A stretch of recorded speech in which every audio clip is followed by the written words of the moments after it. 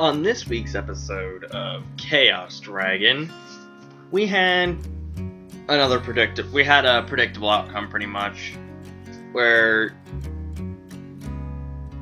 the spider lady, the crazy lady that was accompanying the fat guy and everything, would come back and attack him.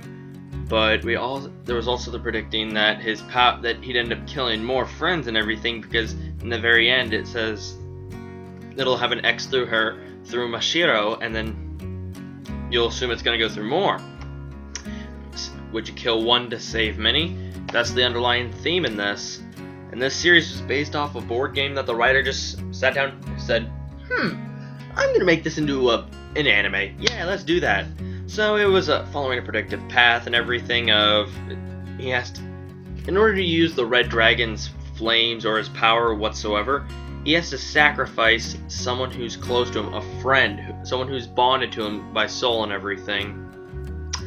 Basically, he's sacrificing souls to the Red Dragon every time he wants to use the power.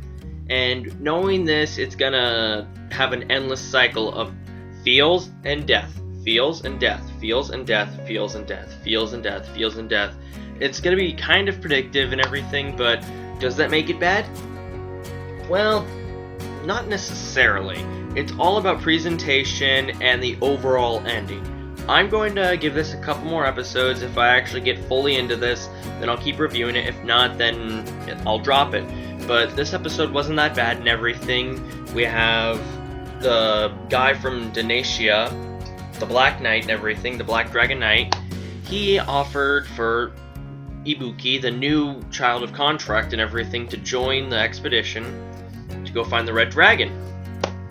And at the very end, Ibuki accepts because he wants to give back the curse, his power, his curse, to the Red Dragon. He doesn't want it anymore because he's already had to kill two people he was really good friends with. And we even learned, if you pause when it gets about halfway through or something, if you pause quick enough and everything, there'll be like a chunky message. I learned what a bounded one was.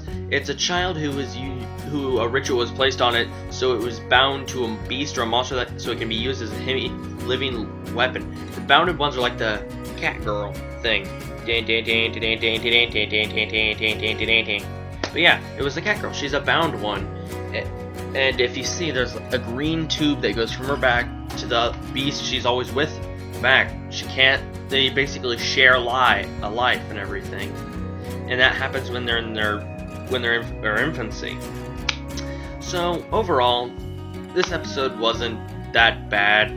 It was predictable, and it had another cycle of death, and I'm assuming it's going to have that almost every episode. So it might be fun to see how it is, because you rarely get anime where they kill off most of where you have the main character kill off most of his friends for the series. So, if you haven't already, I highly recommend you see this. Well, if you're into that. If you don't mind having an endless death cycle, yeah. So, yeah. I highly recommend you check out the animes. So, be sure to follow the links in the description. It'll take you down to my Twitter and the anime. Follow my Twitter so you can talk with me all day. You could discuss whatever anime. You could suggest animes to watch and review for me. I always want more.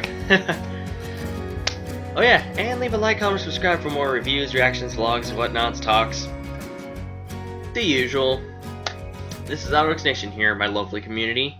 Have a wonderful day, and I'm signing out. See you guys in the next video.